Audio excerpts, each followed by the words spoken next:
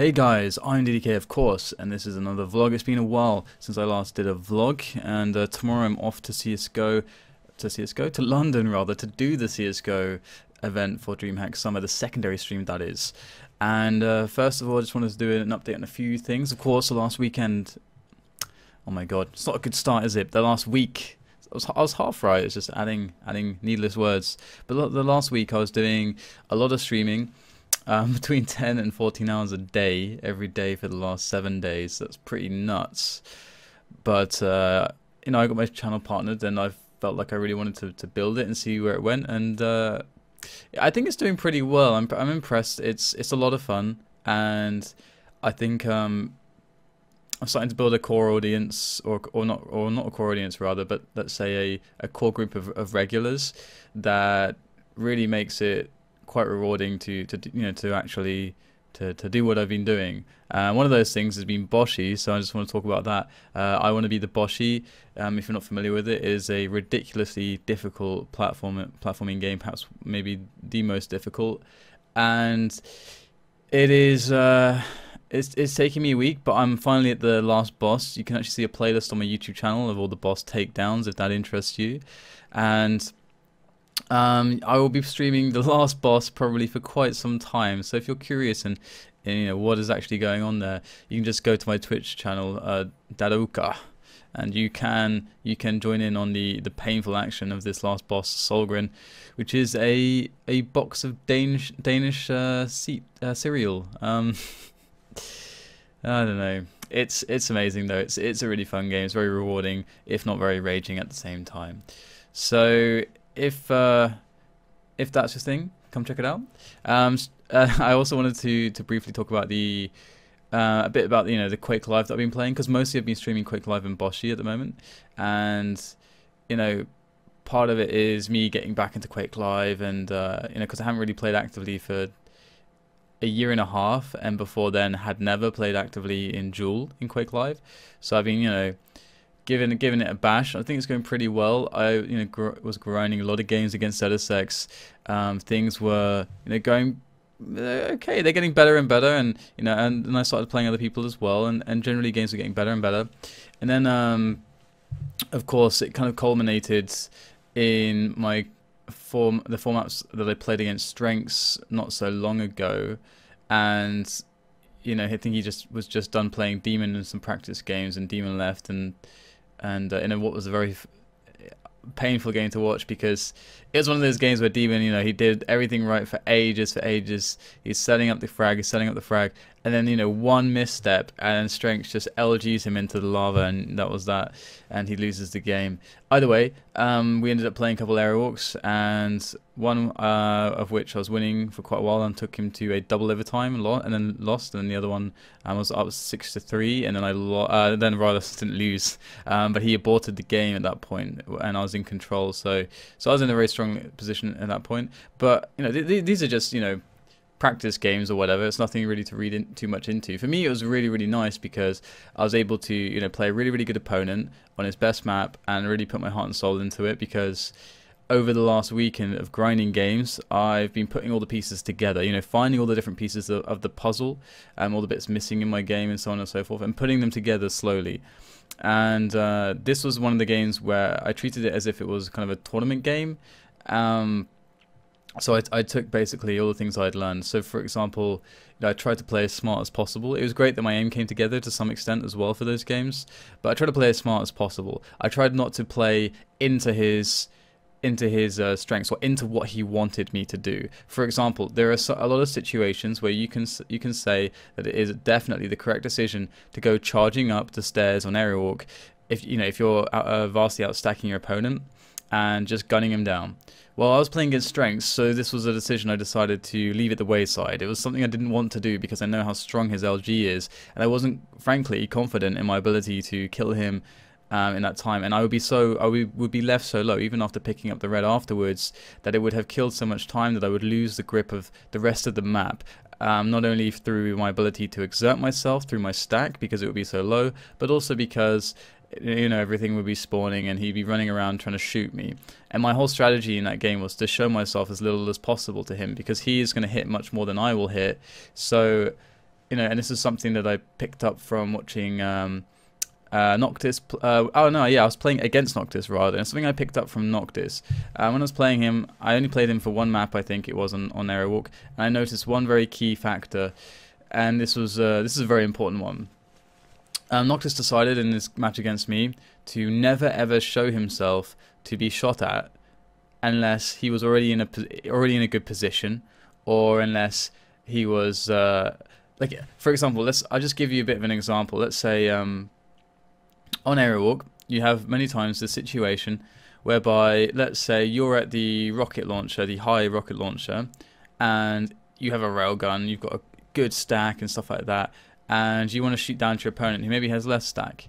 Well, if you think about this, what you're doing is you're giving your opponent a chance to hit you, and you're giving yourself a chance to hit them, but if you miss and they hit you, then you're in a kind of a terrible spot. However, if you get into position first and completely avoid damage by concealing yourself, not only, and this is really good against players who are like Strenx, who are very damaged and aim focused, and on Aerowalk it's very effective because that's kind of what Aerowalk's about. It's about aiming people out and damage and so on. So you instead force a confrontation, let's say at red, where you've got the height advantage. If you've got rockets or rail, you know, you've got the health bubbles to fall back onto. You know, there's lots of options going on there, and you've got like 10 seconds maybe usually to pick up the red before that mega is going to spawn if the item cycling's working in your favor. So you're basically playing to a situation where, look, I'm now in a much better position than I was. Before it was somewhat even, and you know, let's have a, you know, trade some damage. No, you don't want that. Let's wait till you're picking a fight yourself, which, you know, where you're in position for an item already. So that's, you know, a very important factor, concealing yourself until that eventuality is available to you. So that was something I was really putting into play. Because also for Strenx's aim is really good. You don't want to challenge it if you don't have to. The other thing as well was making sure that whenever that all the angles, like basically that principle, but in a more advanced form, in anticipation. So this is like the use of rockets and grenades and spam to deter your opponent, or at least catch them when they're trying to peek onto angles. Because on Aerowalk it's very common for your opponent to try to, let's say the green is up, for example, the lower green right next to the mega on the side of the grenade launcher and yellow armor. It is a there's so many angles onto that green from various points. So it's very common for an opponent to be stuck looking at that angle, or it's very common for, you know, other sorts of angles to be kind of pre-shot, or for your opponent to be waiting to peek them. So you got to try to make sure that you stop and you listen sometimes. You figure out where your opponent is, and this is a very big deal. This brings me on to another point as well. Stopping, shutting up, and just listening for a while is really, really important and very crucial to your decision-making process. The information game is really, really, really strong to make sure that you always have every little bit before you make the decision. So that's one massive factor as well. And was there something else that I was putting into practice? I think it was mostly that, and delaying the spawns. That was a really big deal as well, because delaying spawns is something that, you know, I was playing a bit of Aerowalk. I mean, everyone knows you should delay your spawns. Okay, there's only a couple of situations where you shouldn't delay your spawn. One is the situation where you both die. And that means you just want to spawn really fast, try to get the best spawn possible. The other situation is when your opponent's weak after a fight, and let's say an item's coming up, or just if he's just really, really damn weak after a fight. And those are the two situations where you want to quick spawn. Otherwise, on Aerowalk, you should just slow spawn, because if they take the time to try to spawn frag you when you're slow spawning, they're wasting time, and that's good for you, and you're not going to get damage off the spawn, and they won't necessarily immediately know where you spawned. So it's only pros really to do that. So that's really, really important to know. And yeah, and the other trend is that I had going, I think I kind of already covered this, but I want to re-emphasize it, is never playing into your opponent's, like, what your opponent wants you to do. Does your opponent want you to walk up those stairs? Does your opponent want you to attack the red? Does your opponent want you to peek him? at this angle? Does your opponent, you know, all these kinds of things? Just deny your opponent of these things. It's really, really strong to do things like that, and it maybe is a bit more of an advanced technique, but that's something that was the main strategy that I was trying to apply there as well. And I'm maybe making it sound very complicated. I think playing Quake is a very complicated thing at the higher levels, and it's something I've played for very many years, so it's a bit easier for me than someone who's only played for a year or two, for sure. But there are some of my thoughts on those games, but they're nothing really to read into. But it was just kind of for me, it was nice to just kind of really play with full focus for a few maps, because most of my practice has been a bit, it hasn't really been like that, because I've been feeling out a lot of different things and learning a bunch of different things. Like all of those things I talked about were things that I slowly learned or saw from other players playing against me through my week of practicing Quake. So there you go. Those are my thoughts on the Strenx thing. It's a bit long-winded. There you go. As far as, you know, to end out the little QuakeLive topic and me playing and streaming it, the end goal probably is for me to not have, let's say, you know, win some tournaments necessarily, but what I would love more than anything else is to do more of what happened there against Strenx, is play very good games again. And when I say play very good games, I mean play games where I was satisfied. I played to a very high level there, like against this very good opponent. That's what I want. That's the end goal, and I will play competitions where my schedule allows me to do so, to accomplish that goal. And you know, I'll practice more as well to get, you know, to hone the skills so that I can also be able to fully achieve that goal in the scope that I intend. And which is a bit sad, because the Mixage's Cup is tomorrow, and tomorrow I'm going off to London. But that brings me into the next topic. So CSGO Dreamhack Summer secondary stream, we're doing that. So if you're interested in that, you can come check it out on Face It TV tomorrow. It's gonna be a lot of fun. Hopefully I get to, you know, pimp my stuff a lot. I'm pretty bad at plugging my own stuff, but I'm gonna give it a good shot. And I'm really excited for this, because I really love to cast top level CS. It's just fascinating to me. I absolutely love it. And in the last few months as well, things have gotten increasingly more interesting, especially with the Face It Cup and having the 7 map pool, seeing a lot of cash in season. Oh, it's so good. I mean, those two maps are really great. Okay, firstly, cash is a brilliant map, and it's not just because it's new, but that does also add to it as well, because it's new. It's new. I mean, lots of stuff hasn't been explored yet.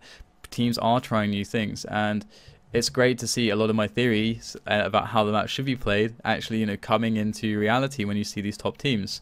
And season, much the same. People still figuring it out. In Dignitas and Virtus Pro for the grand finals, we saw both teams playing a very close game against one another, and on the CT side, they both applied a completely different setup.